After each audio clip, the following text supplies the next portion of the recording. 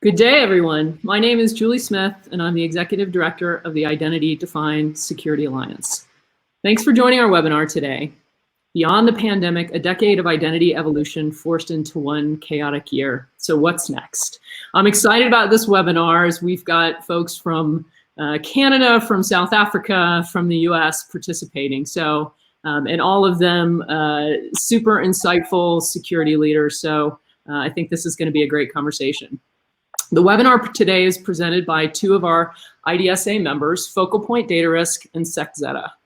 Focal Point is a data risk management firm that provides enhanced security programs for organizations by modernizing technology, optimizing processes, developing people, and eliminating vulnerabilities. Their offerings are focused on identifying, mitigating, and better managing risks posed by malicious cyber threats, shifting data protection laws, complex technology initiatives, and cyber workforce shortages. It's great to have Focal Point sponsoring the webinar today. SecZetta provides third-party identity and master identity management solutions that are easy to use and purpose-built to help organizations execute risk-based identity access and lifecycle strategies for employee and non-employee populations.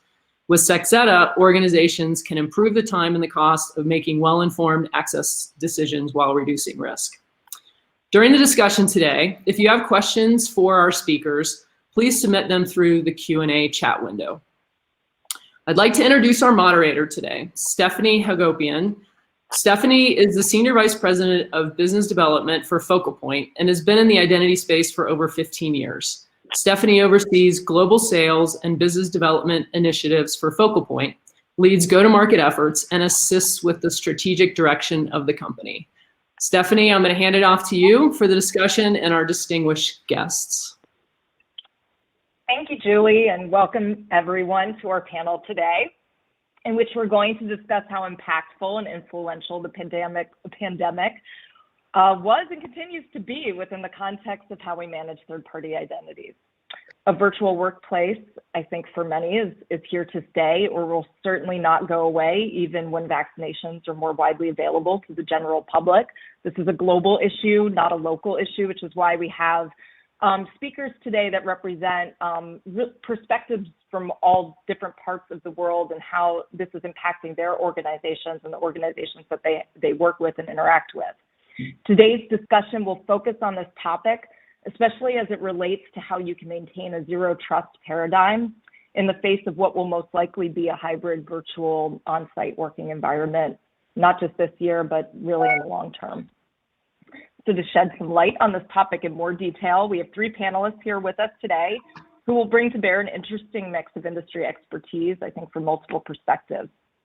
First, we have Art Coviello, who is the former CEO of RSA Security and a renowned cybersecurity thought leader. Mr. Coviello, who's waving, is currently a venture partner at Rally Ventures, but he continues to serve on the board of directors of both Synchrony Financial and or just Synchrony Financial, right? Art, you're actually just Synchrony right now. Multiple boards, but we don't need to go through the list. Okay, and many, many others.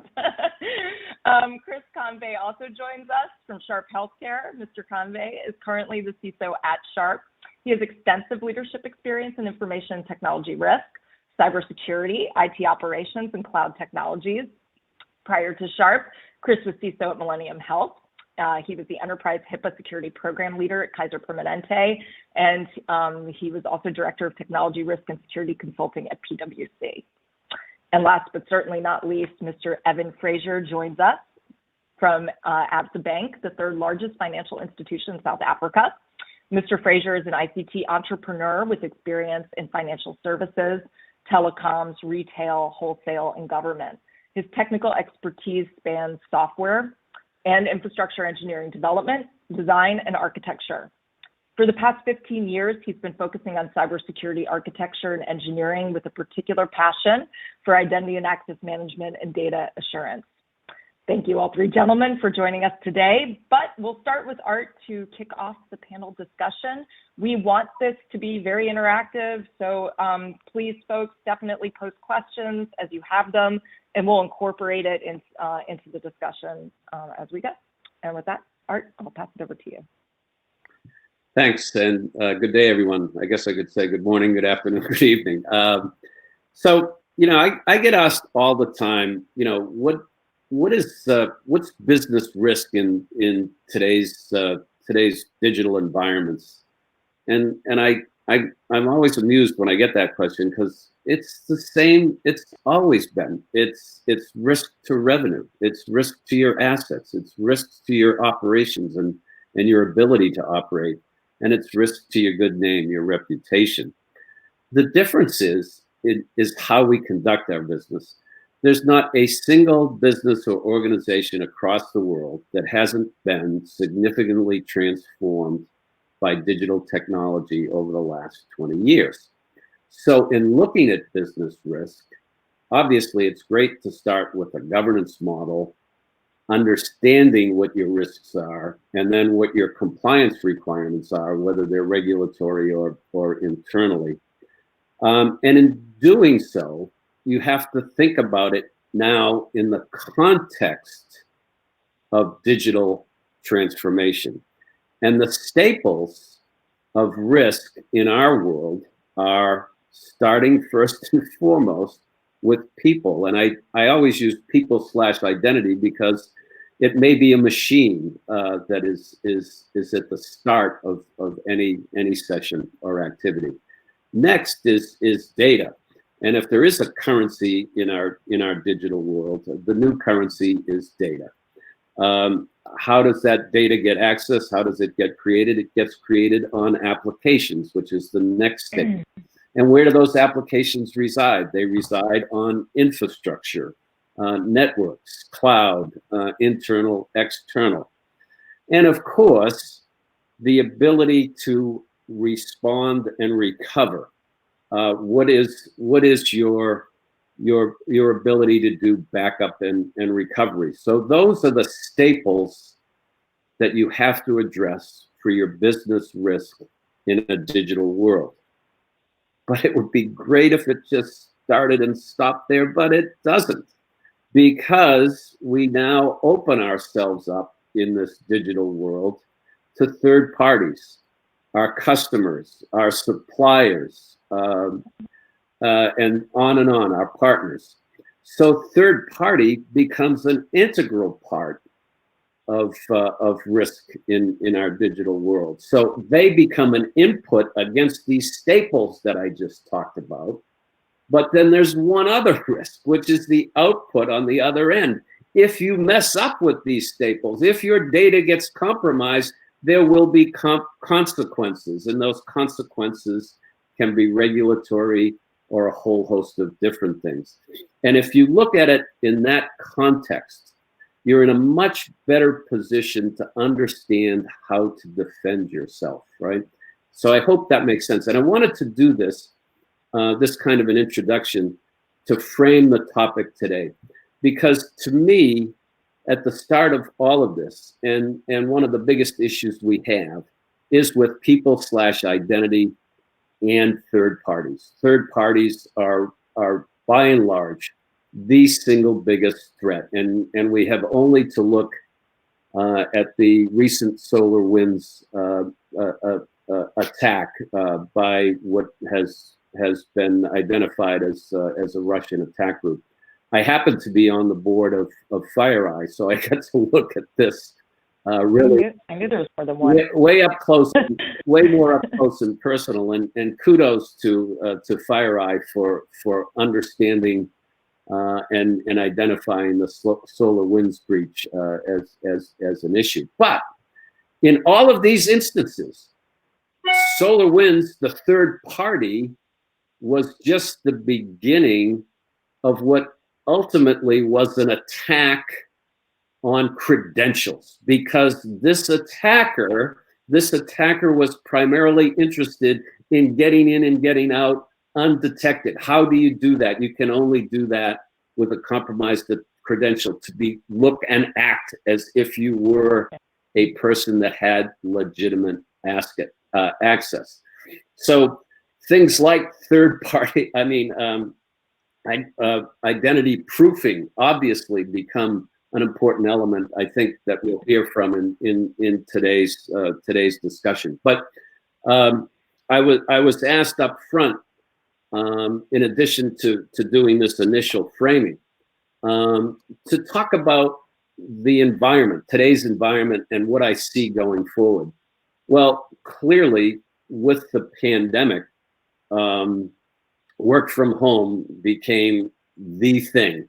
I mean, we're doing a seminar which would normally be in some hotel in five different geographic locations. It just kind of it absolutely cracks me up. But I'll give you a real life example of how companies had to scramble with the pandemic, and it's another board I'm on, which is Synchrony Financial. They had over 1,000 people in India doing support, and the Indian government on one day said we're shutting down in another day or two. So that meant none of the Synchrony employees could go to work. What did they do? Well, I mean, I'm not on the board of Zscaler. I made an investment at one time, but they used Zscaler for access. They sent Chromebooks to all 1,000 employees, but they had to make sure, since they were no longer internal into the company, that they had strong user authentication at the front end. And that's what so many of these companies have had to do.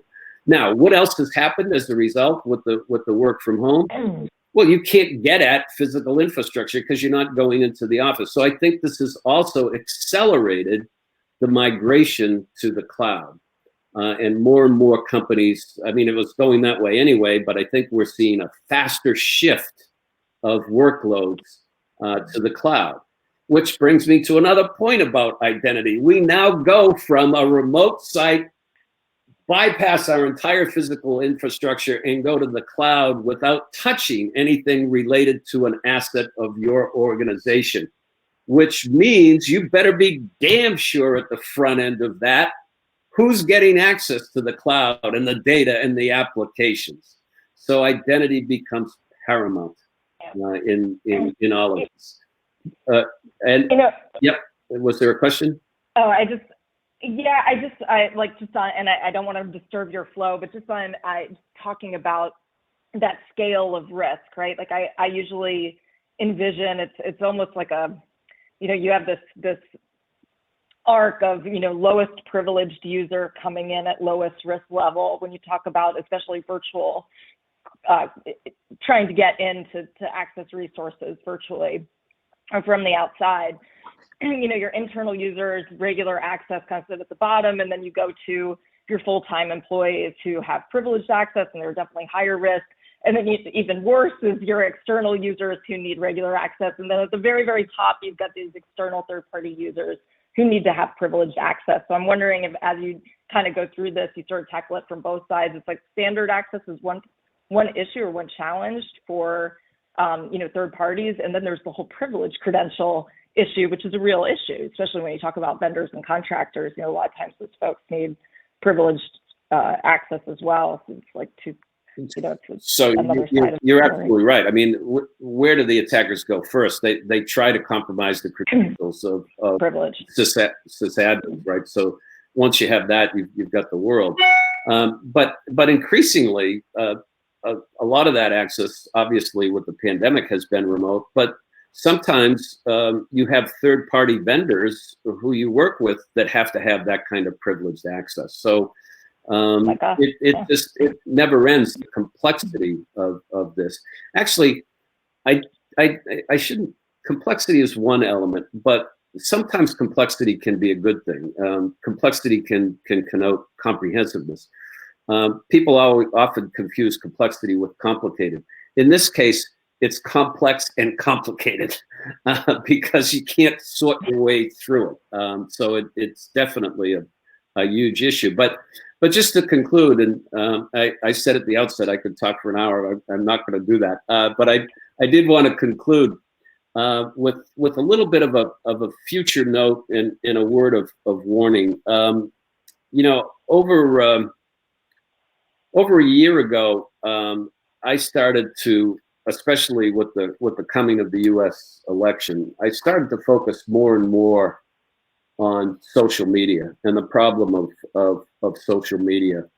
And you've got issues with misinformation there. And it's incumbent on all organizations to understand who has access to your social media platform, who can comment on your company off of a social media platform. Because I think the next level of attack could be a combined, something like a DDoS attack on a bank, and maybe Evan, you could riff on this, a DDoS attack on a bank where people can't get access to their accounts with a social media misinformation campaign that says the bank is going under. I used something dramatic like that to make the point, but I think you are going to start to see nation states and even nefarious companies launching social media attacks against businesses. This is not going to be just about U.S. elections and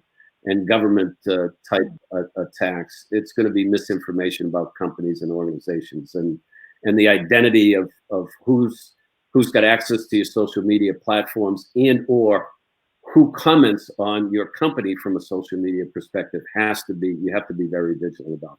I'm going to stop there and turn it back over to Stephanie, but thanks for the opportunity to talk today. Yeah, thanks, Art. That's not going to be the last of what you say today. We'll pass it on to, I'm interested to pass this to Chris, especially as we talk about, Chris, you work at a healthcare provider. I think when you talk about complexity and how complicated third-party management can be, healthcare sits at almost, I would argue, the top of that pyramid, simply because, it's not just vendors, contractors, partners. You guys have researchers, you have affiliates, there's all sorts of students. The list goes on and on of external folks that you partner with. So I'm going to pass it over to you, and maybe just that's kind of food for thought on how you want to talk about maybe your third-party risk management landscape and how you guys manage that today and where you want to go in the future. Yeah, thank you, Stephanie, and Art. That was a great intro. Thank you for that. There's a lot of good stuff there. So healthcare, yeah, I think it's complex. I think it's interesting because I live and breathe it every day. But, when you think, and every industry has its nuances. Every industry has its struggles when it comes to identity, third-party identity risk. When it comes to healthcare, I'll just kind of run through what we have to deal with. You're right. We have researchers. We have vendors, IT vendors, all kinds of vendors. Every industry has that. But what's interesting about healthcare is we live in this sort of, when you interact with providers and with patients, it's this sort of catch-22 dichotomy, whatever term you want to use, of protect the data. It's super sensitive.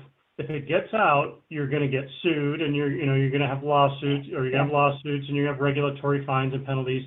But by the way, we want you to share that data out to our customers or to your patients per the 21st Century Cures Act, which just came out. Hey, we want you to open up your APIs and let customers download Apple Health and all these other apps, which in theory is all great. It is. And I'm not saying that health systems are against it, but it's hard because now you're saying you really, really got to have your stuff together before you're dishing all this information out. So that's the patient side. On the provider side, same exact thing. And I fully agree with this. If we're going to be able to drive down the cost of healthcare, if we're going to improve the experience of a patient to go from one provider to another provider, regardless of who the health plan is, what happens, historically? You go to the provider, then you go to another one, and they're like, I don't have any of your information. You're going to have this person fax it. That takes, your 2 hours on the phone. So how do we, share this information, make it more seamless for the patient, which drives down costs? And so that's the catch-22 we're dealing with is we better make sure that this information is secure, but we got to share it, and we got to share it out. And so what's at the root of that? What's at the heart of that? How do I know who I'm sharing it to? Is they are who they say they are. And am I sharing the right level of data, right level of access? And so that's where identity really, really comes in. And we want the experience to be seamless and frictionless, all all the buzzwords you can imagine.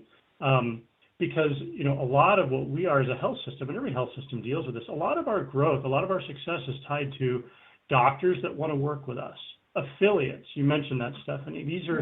They're not employees of Sharp or of the health system, but as doctors see patients and then they refer them to us, we need that relationship to be seamless. We need to be a positive user experience. So the doctors are like, I really like working with Sharp versus X, Y, and Z because their system's easy, the onboarding was easy. But if it's difficult or if it's too onerous, they're going to just, I'll go to the competitor. So there's a lot of nuances with identity and third-party risk and trying to balance between making it easy, but we got to make it secure. And sorry, go ahead. Oh, sorry. I was going to say, not to mention the fact that in terms of attack vectors, you guys sit at the top. Healthcare records are more valuable than traditional personal records, general financial information. It's always healthcare data that sits at the top, just from a external attack perspective. So it's a whole other layer. And then you combine. So you're talking about that end of the spectrum, but then the other end of the spectrum is the physician that no diss to physicians, but they want this to, they're used to tap and go is a stretch for them. Yeah. Hard. They want biometrics. They want, a very seamless experience from an authentication. Yeah, I mean, physicians are there to perform medicine, to take care of patients. It's not necessarily to know technology. And so, we have to think in the mind of someone who doesn't know. Of course, there's physicians that are very tech savvy. But you're absolutely right. I mean, medical information, it is so valuable for hackers because generally, it's not like an account number where you just change it. I mean, with whether SSN's PII, but lab results. Now we're getting into genetic data. You can't change any of that. Once that cat's out of the bag, it's out. So it becomes very, very complicated, very sensitive. And so that's why, we're very much we got to measure twice before we cut once, which is why historically I think healthcare may be behind the curve technologically, just because we're very resistant to change by nature for that very reason. We want to be protective of the data, and change is scary, and we got to kind of make those incremental changes appropriately before we, open the floodgates, if you will. Art, you had mentioned this. I mean, identity is becoming so important. It's the cliche out there. It's the new firewall. It's the new perimeter. You're right. As the network perimeter, as the corporate network shrinks, and people go remote and work from Starbucks, hopefully not, or at least hopefully that VPN, or they work from home, the internet is now becoming the corporate network, right? And so then what's the only thing that you're authenticating? It's someone's identity, letting them in. So it's so critical. Art, you mentioned identity proofing. Really, when you bring someone on, and you also mentioned people aren't coming in to the sites physically, to the physical sites. So you can't. We're getting less and less of this physical interaction to validate someone's identity, to give them, here's your user ID, here's your MFA token that you just registered. That initial registration is so critical because if somebody spoofs or socially engineers that, it's game over because then they can act as that person everywhere else because we're trusting them. So that initial identity proofing is so critical when you give them that MFA. And then if they change their passwords, what are they always relying on? They're relying on their phone or whatever it is to validate their identity because they're not coming in. So that's the other piece. And then the last thing I'll mention, because I know I've probably talked too much, is it's validating their access. And because we deal with a lot of sharing data, sensitive data that's legitimate for legitimate purposes, data loss prevention becomes very, very critical for us. And I don't mean necessarily prevention, but also monitoring. So if PHI is going out the door, which is medical information, at least, do we monitor it? Is it 50,000 records? Is it 50 records? Are we comfortable with that? It's sort of, do we provide a warning to the user? So there's all this education and all these things we're trying to put in place to not restrict them or prohibit them, but to make them think twice and go, you sent it to the right person? And is it the right PHI? So lots of lots of complexities to deal with as we go to a more digital world, as we go more cloud, but really identity is at the heart of it. Before I turn it over, and poor Evan, I want you to be able to speak, Evan. I just wanted to quickly ask you, Chris, did you guys explicitly do anything differently between last year and this year as it relates to how you were handling? I mean, you talked in generalities about, now that I can't onboard people in person, identity proofing's become more important. Have you guys moved forward with any of that in any explicit ways that you can share, or just for the sake of the audience, how did you guys react to that? Was there anything specific you did? Yeah, it's a good question. I mean, I wish we could, we're on the journey to do that. We're on the journey to provide more seamless ways, more secure ways to prove identities remotely and to allow it. So we put some things in place, especially around managing identities for third parties.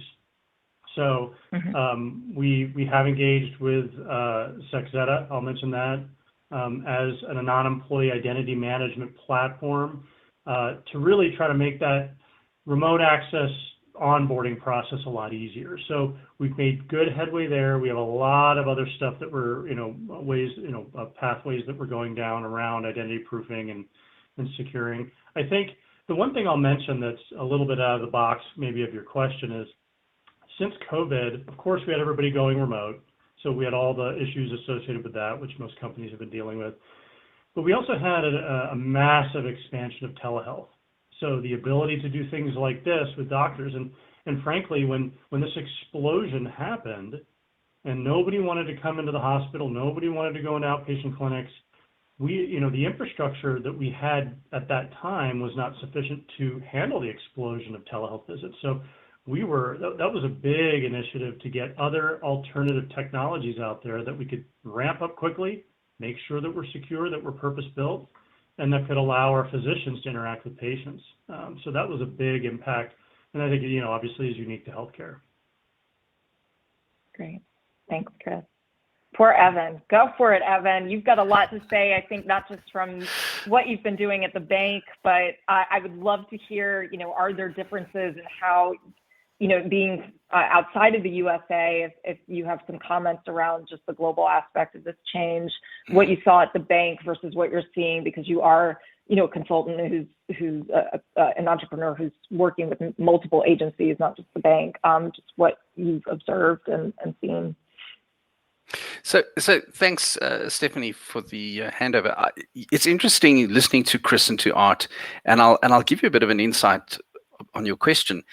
So Chris, an interesting point you made is about the level of attack in the healthcare. I read an article a couple of days ago in the South African media which said healthcare has been the most targeted sector of the South African industry this year by cyber attack surface. And then to your comments on the pandemic, my doctor, so I wasn't feeling very well within a week of the pandemic. So, I guess we're all a little bit nervous and we become a little bit hypochondriac. And I logged on to their website and they had a virtual waiting room already set up.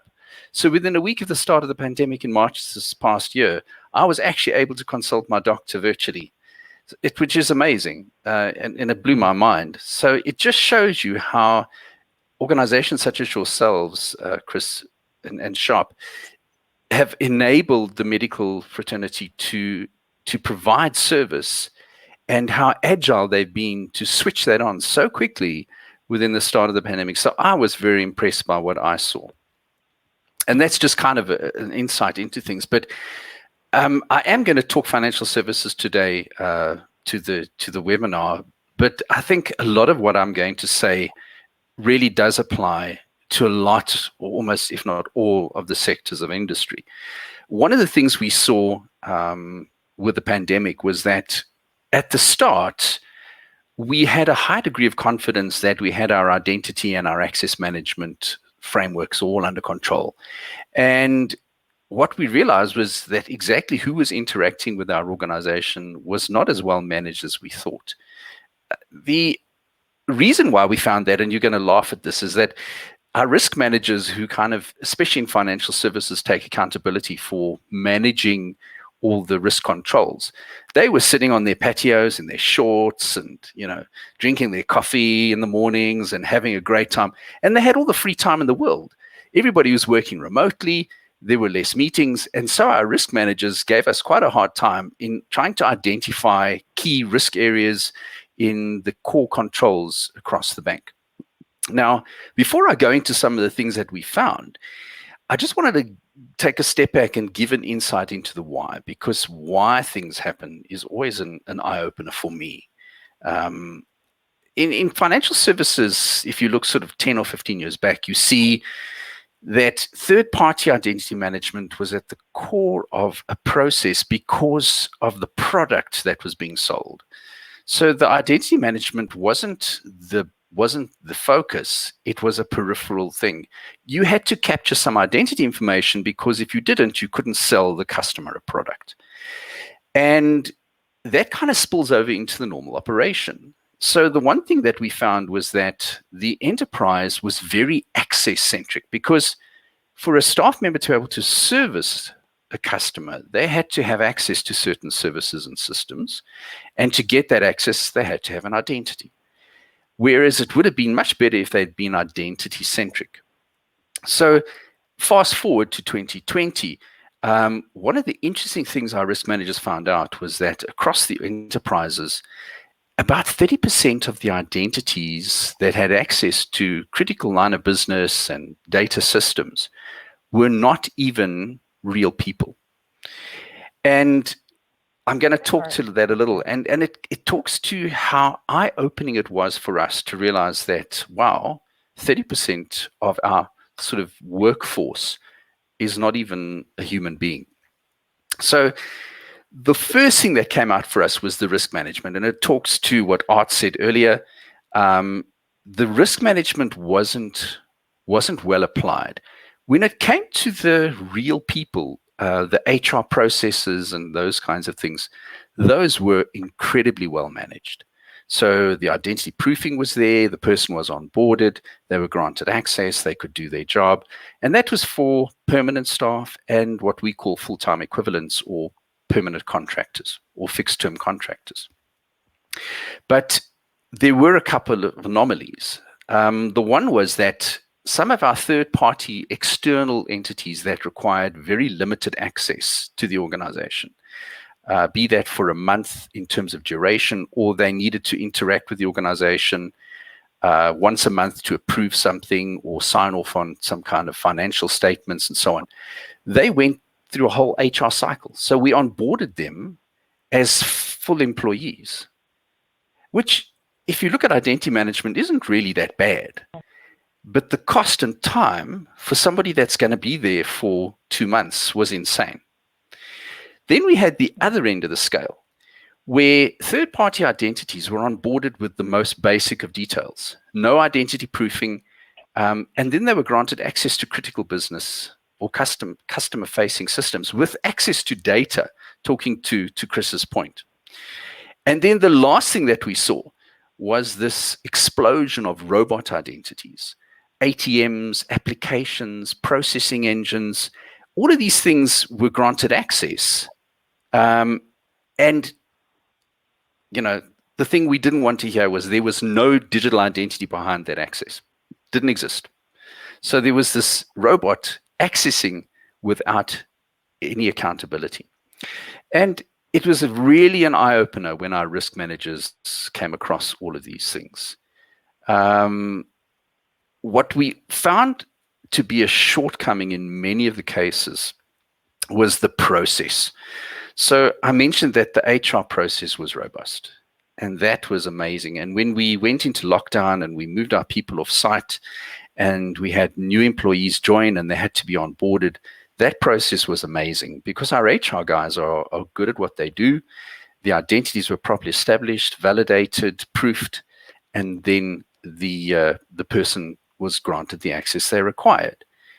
But for the robot and the third-party identities, they were onboarded. And then we had this team in the back end who were running around trying to link up all this access and all these these components with somebody in the organization that could take accountability for this person. So you can see that the identity onboarding was almost done in reverse, as opposed to the right way around, like we did with the HR people. So that was quite an interesting finding for us. The last thing that was a really interesting process finding was that in many cases, and Chris, you mentioned how healthcare organizations, if doctors can't interact with your organization in an efficient way, then they'll go to somebody else. So what the HR guys did was they had a robust process. It didn't work for third-party identities and robot identities. So the guys just created manual workarounds in the systems, and they bypassed all the controls so that the identities could be granted access. And then we had this explosion of access in the background with no real identity. So those were very interesting for us. And, we can really thank the risk managers for the hard work they put into finding all these loopholes and problems. But it was very interesting for us when we had to then solve the problem, because risk managers are what they are. They're kind of then auditors, but they still carry a big stick, and they're pretty harsh in terms of trying to fix a problem. The last thing that they found for us was that, and it talks also to data and data assurance, data leakage prevention, was that in the HR sense, the regulatory requirements in South Africa, we have a law called POPIA, Protection of Personal Information Act, which is the equivalent to the GDPR for Europe.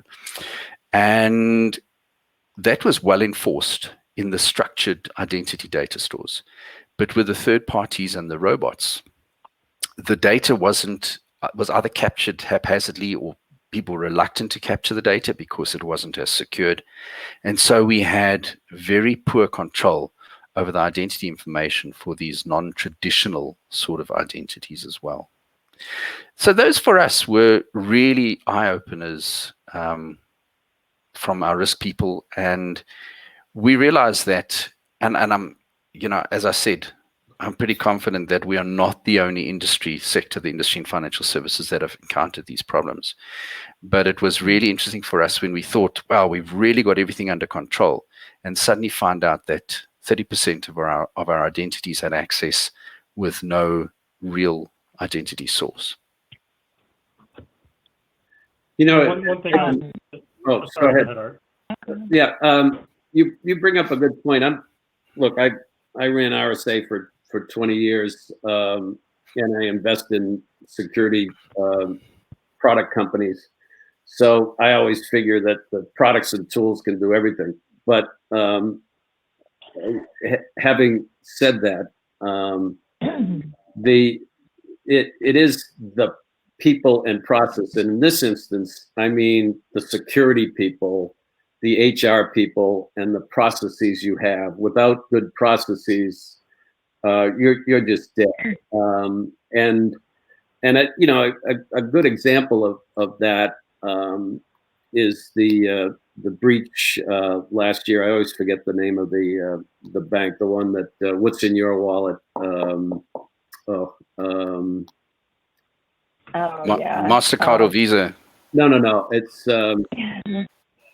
anyway, it'll come to me. But they had an Amazon employee that had privileged access that was no longer an employee of Amazon and still had access to the bank. And yeah, there were tools that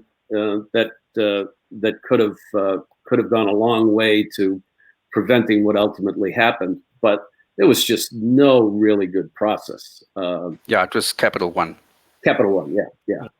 Capital One. Yeah. That actually, what you just said leads right into what I was going to ask as well, which is it's a policy and process question. So, Evan, what you just described, from your bank perspective, it sounds like you had a lot of centralized at least it was a centralized risk management function.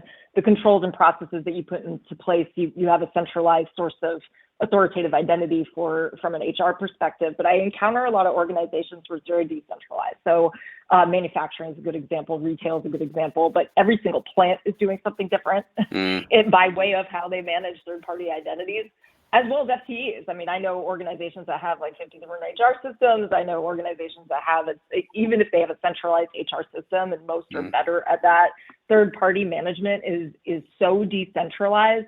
How do you tackle this issue when you're in an organization structured like that? And this question is really for anybody on the panel. But. If I can hop in and just give my 5 cents worth, you're absolutely correct, Stephanie, in that one of the reasons why we had these problems is because the third party and robot identities were onboarded by a completely separate area of the business. Robots were done, we had ATM robots, we had application robots, we had all these different robot types, and each one of those areas did it differently. So and it talks to Art's comment around technology. So the 2 things that we've done to solve the problem, and we're about to implement that going forward now, is we've, first of all, established a common set of processes and controls. So no matter how you do it and where it gets done in the business, you have to follow an exact process, and the controls have to be checkpointed along the way. So that we've established, and we're leveraging the HR process, but with nuances that apply to robots and to third parties. The second thing that we've done, and it's solving the problem has been made easier in the last while, because in the last couple of years, we've seen a greater or a real improvement in the robust identity management products that have become available, products like SecZetta. And so we've now taken the step where we're going to implement a new third or identity management platform to supplement HR so that we have control over those additional identities. So for us, it's a combination of common process, centralized data source for identity management, and then basically everybody can carry on doing it themselves, but with a control. Yeah, and I think that's spot on. I think if you're decentralized, I mean, the only way to reduce your risk is to centralize and make those processes consistent. And so one example I'll give is identity federation with applications. That's something that we're pushing for. If you have your Active Directory and you have all, 1,000 applications all across the board, each with their own user store, and everybody's managing access, and it's different people managing that access, you have a big problem. And we've gone through that. The more you can federate and have one identity store that's managing access to all those things, then guess what? You can now drive people to a common process that you've developed, whether it be through like a SecZetta for third-party identity management, which your HR system won't manage, but it manages all those weird, quirky scenarios of vendors, affiliates, researchers.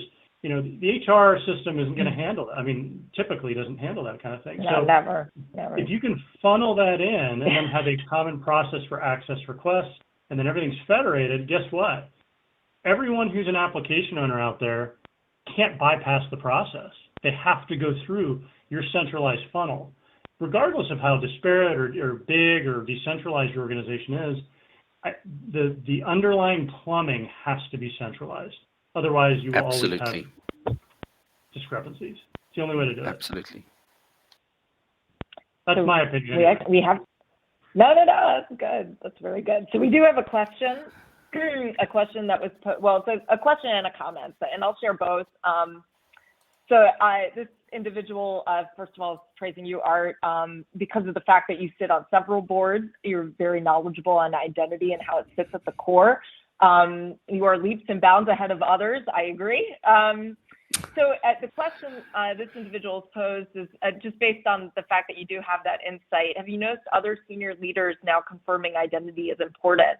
And are organizations putting identity management into an organizational function that manages risk, i.e. cyber, versus one that manages SLAs, i.e. IT operations? Yeah, it's so, no, I don't know how many of you still have secure ID tokens, but I mean, that was my start in in security. And I kept expanding. I kept expanding our portfolio of capability along the identity management function, and I tried to get somebody to define identity management for me once, because nobody really did a good job of it. And it's creating an identity. It's being able to provision it. Obviously, it's the ability to deprovision it, take it away.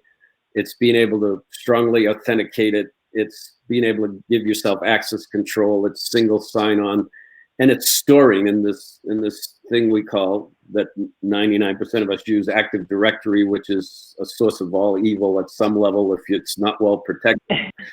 But over the years, there's always been a split, and the security guys came at it from a strong authentication standpoint, and the IT administrative people came at it from a provisioning standpoint, and nobody ever really solved the problem of who owns the damn thing, right?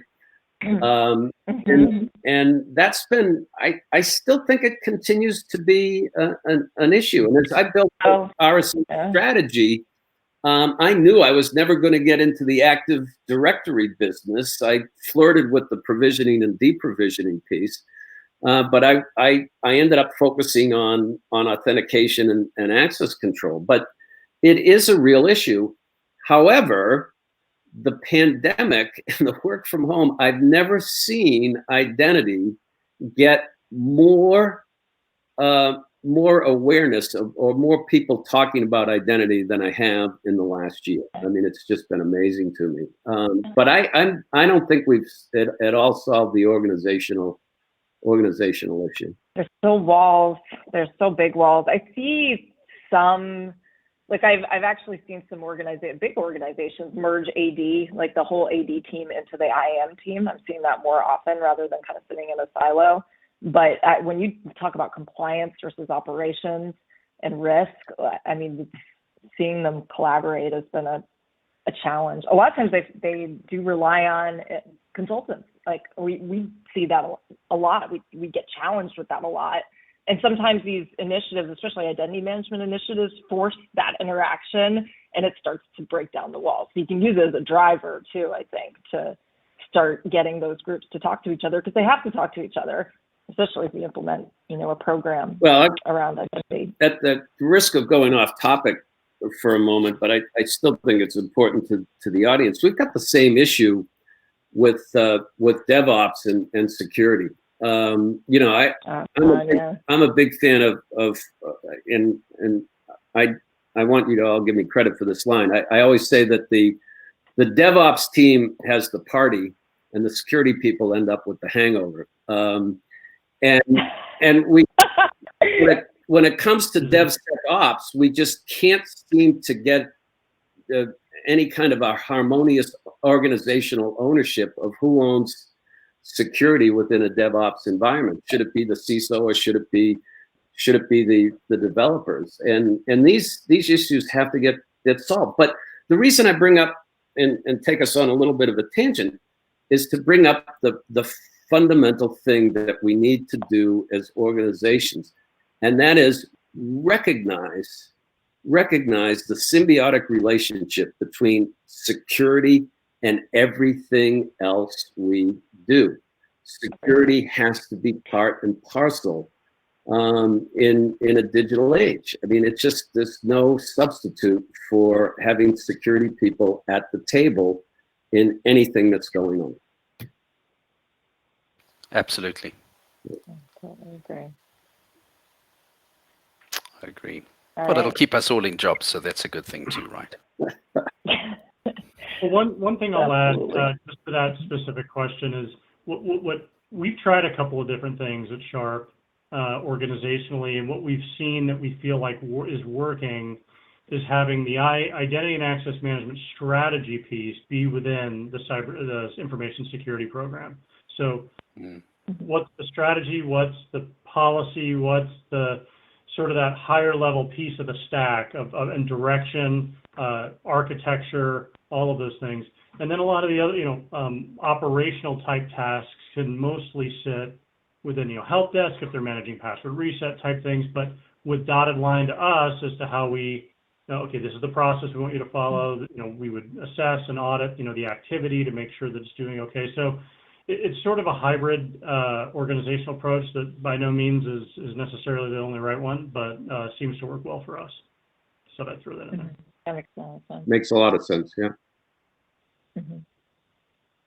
I'm seeing a lot more of that too. I mean, just as a vendor, right? Like frequently getting onboarded, we're just seeing a lot more scrutiny around third-party risk. There's an actual process in place that is obviously top down, because we're getting hit with, questionnaires, and there's a lot that we have to do before we're onboarded as a vendor, and it's a good thing. I mean, from my perspective, I might grumble about it, because it takes a while, but it's all really good for our industry. It's showing that people are recognizing there's an issue, and it's definitely because there's an overarching strategy that's coming from the top. We're boards, and the C-suite is recognizing that there's something that has to be done, and it has to be done, and it's got to be a convergence strategy between, not just security and the security center, but also, the risk office, and governance, all the governance bodies as well. We have another question. I'm working with the HISAC to better inform healthcare to alert CISOs that identity needs to sit at the center. Great, that's what we talk about IDSA all the time.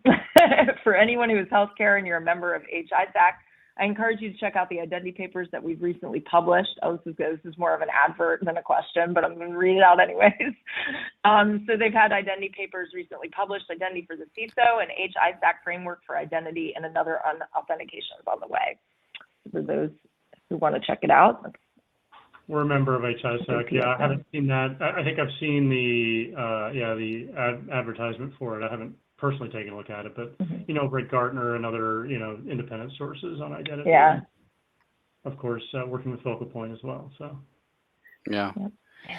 I'd be keen to see just over the next year or so what happens from a regulatory point of view around the data, the identity data that we all manage for our clients, for our staff, and so on. We've got the data protection rules, but there is quite a moral dilemma around identity data management, where people have access to identity data and can use it to prejudice somebody else in terms of decision-making powers that they may have. Simple example. So I authorize payments in a bank or loans in a bank, mortgages, and I see that somebody is of a particular religion or particular sexual orientation that I don't ascribe to, or I'm prejudiced against, and so I prejudice their loan or their loan in the loan process. So it'd be interesting to see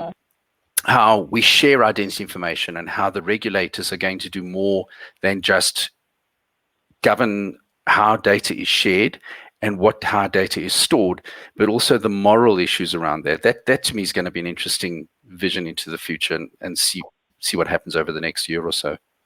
Oh, God, you're touching on something that's near and dear to me. We've had centuries to establish norms of behavior in the physical world, and it's only been a couple of decades that we've been in this digital transformation. And the whole yin and yang of security versus privacy, and then what you're able to do or not do with information, we just haven't come close to sorting it out. You just see that Twitter and Facebook are finally taking some responsibility for some heinous traffic on their stuff, and then they're getting criticized for violating the First Amendment, as if they're responsible for the First Amendment. Look, I don't have a good answer to that, but we need to have a much better dialogue. And I use the word dialogue specifically because there's so many points of view on this. And I've heard about, when I hear the security versus privacy debate or the law enforcement versus IT vendor debate, I hate the word debate. Debate means I take a position that's different from yours and I out-argue. There's a winner and a loser. So you might say, well, we need to have a discussion. And I had a psychologist friend say, no, discussion's not good. And I said, what's wrong with the discussion? He said, let me give you my definition of a discussion. A discussion is something when two people get together to talk about something, but they bring their native biases to the discussion.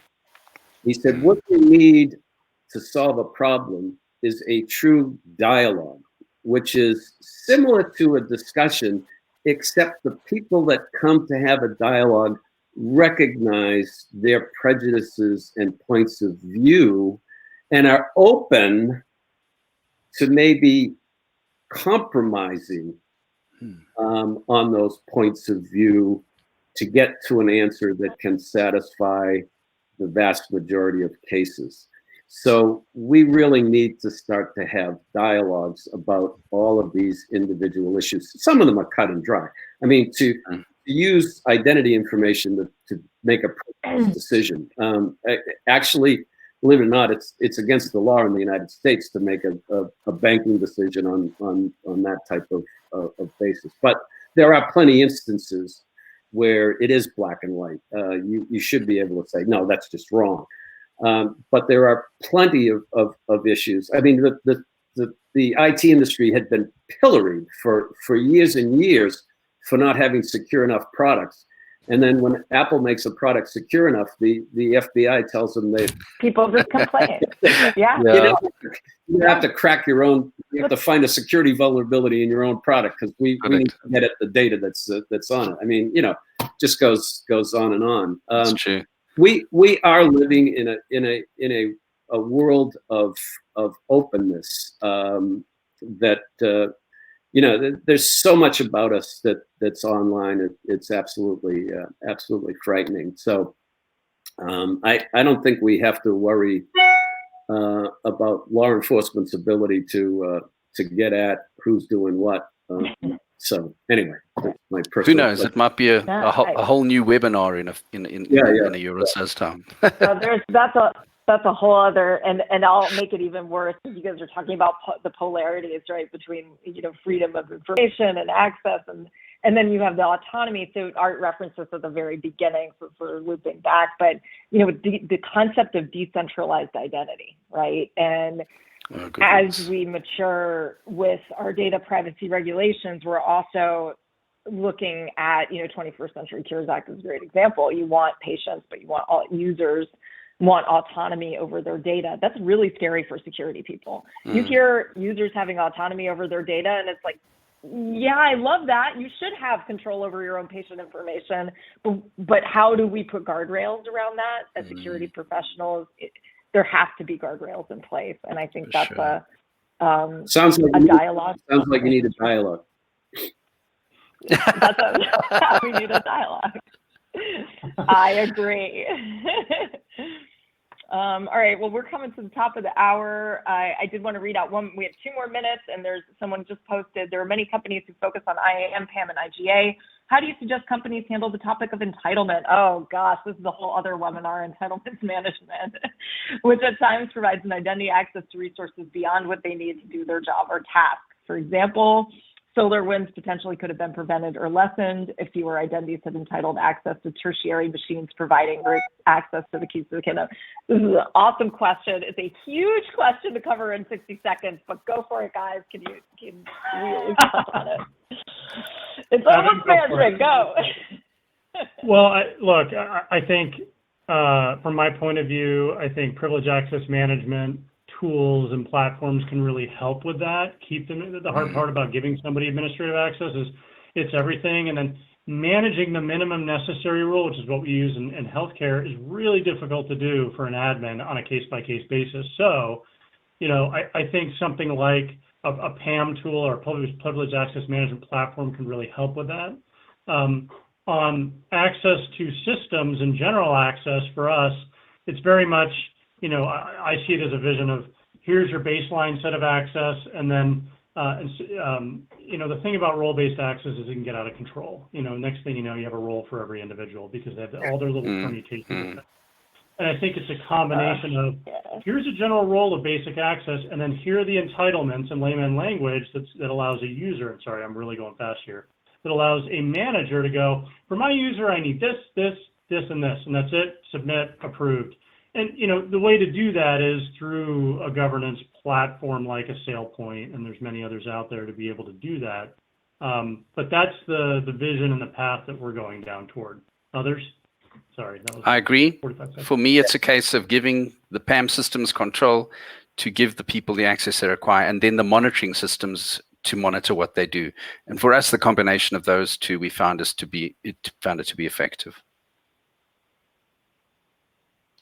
Well, thank you, gentlemen. I hate to cut off this. Yeah, go ahead. Yeah, this topic is huge. There's a lot I know we want to stay on it, but we are at the top of the hour. In fact, we just exceeded our time. So I think we got to wrap things up. Thank you, everyone, for joining. Really appreciate, again, to our panelists, to Art, to Chris, and to Evan. Thank you so much for entering into the discussion with us today. I think, it was a great starter to more conversations in the future. And thank you to the audience for sticking with us for an hour. Really appreciate your participation and for listening as well. And with that, I will end the session. Have a nice day, everyone. Thank you very much. And, Take care. Thanks. Stay healthy. Yeah. Okay, bye-bye.